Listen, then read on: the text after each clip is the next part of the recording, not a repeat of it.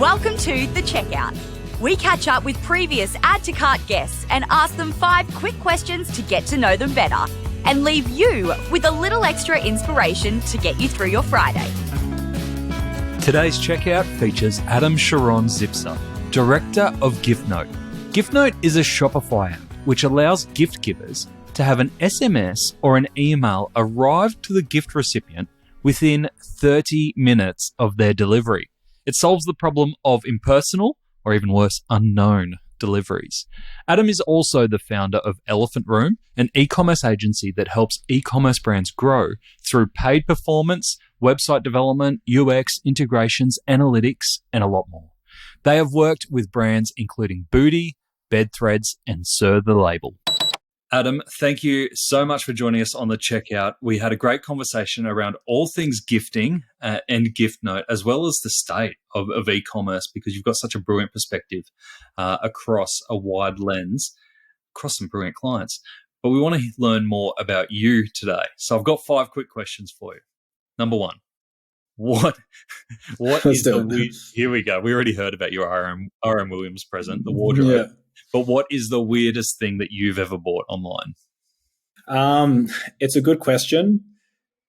During COVID, we were looking, every year we do Christmas gifts. We usually give staff an option to do a charity donation or pick a gift from a batch of stuff. And there's like donations as vouchers. And then the gift that we put up was device sanitizers, like a phone sanitizer, like an infrared bath for your phone. And it was kind of like a wild card gift. And I was like, it's probably going to be shit. I don't think anyone wants it. People definitely want the vouchers. And like, I think we bought 20 of these like phone sanitizers online.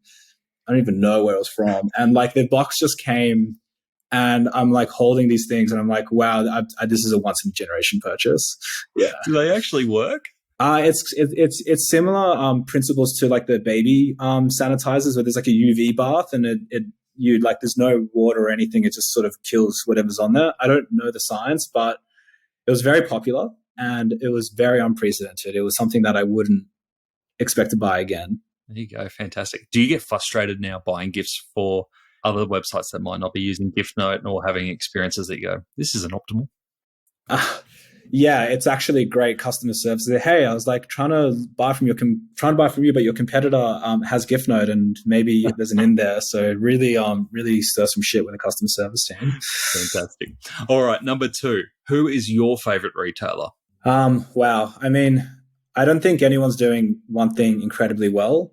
I really, really like how data synchronized. Like coming from an engineering background, I'm very big on like unison of data. I love how Athlete's Foot knows my foot profile. I love how P. Johnson, where I got my wedding suit, knows my measurements. I love how Woolies does smart recommendations if I forgot to add the Jats or the cottage cheese at the end of the checkout. I love how Zara has the best app and the fastest app.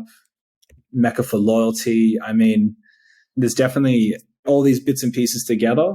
But I do like brands that are synchronizing the data well, from like loyalty to membership to warranty to everything. I think everyone's borrowing a few playbooks from Apple as well. So if I had to put you on the spot as the best, is it Apple? It's so cliche.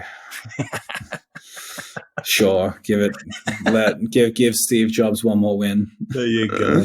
All right, number 3. Which e-commerce practice do you wish was history? By history, do you mean not happening anymore? Doesn't happen. Reporting on ROAS. Anyone who reports on ROAS can get out of here. I'm done with that. ROAS is a made-up metric. Why is it made up? Because it's opinionated and every ad platform grades their own homework. And it's like asking the 5 weather people what the weather is. And they all say, it's 28, it's 30, it's 31. And you're like, well, which one is it? Like, it's like, is it hot outside? Is it cold? Like, which one is it? And it's like, oh no, I have an opinion because I feel this way. And it's bullshit. Like if they're grading their own homework, then it's not the right way. It's not an accurate way to make decisions.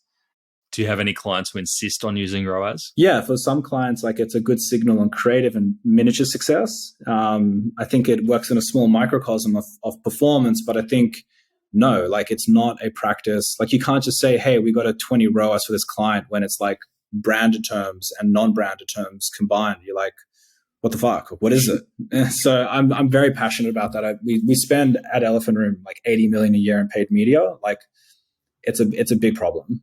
I love the passion. Yeah, like it's super triggering. That was great. Yeah, it's super triggering. Should make a main episode out of that one. I'll give you 5 hours of content. All right, number 4. Can you recommend a book or a podcast that our listeners should immediately get into? Good one. I mean, Ultimate History is an amazing podcast, but totally not related to e-com. I think right. I like related and non-related. There's a book that I read a few years ago called Play Bigger. It's about defining and owning a category. They use incredible references from Tesla and other people, and I think it's awesome. It's written by Al Ramadan and David Peterson. It's an epic book. It's just like each chapter focuses on a separate company, and I loved it. I don't think it gets enough credit. And did you read that before or after Giftnote?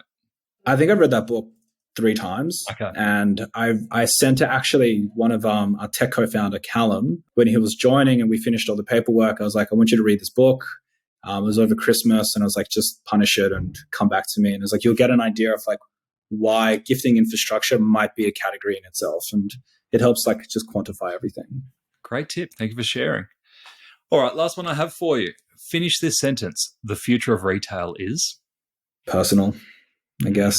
Everyone says that, I feel, but if customers are opting in and brands are giving the best experience and they have a reason to opt in. So, for example, Woolies has everyday rewards and everyday, I think, extra where you can pay your membership and you're motivated to sort of give them your data because there's a price incentive and there's an experience incentive. I think once that union and that lock is made, it's a whole new world of opportunity, and that's what's very exciting. Yeah, the new loyalty. The new reverse loyalty. Instead of just earning for stuff, just let customers pay for it. Like if it's $7 or $10 a month, that's your incremental gap. Customers will probably pay for it. Beautiful. Adam, thank you for joining us on the checkout. Thank you for having me. To hear more from Adam, jump back into episode 288, where Adam shares how Giftnote is improving the gifting experience, and he tells us what a great gifting experience should look like. We also go broader than gift giving, given Adam's view across the e-commerce industry, and he shares how to outsmart the performance media algorithms. Hot tip? You can't. Adam also shares his favorite measurement tools for different sized e-commerce businesses. Thanks for listening, and until next time, keep adding to cart.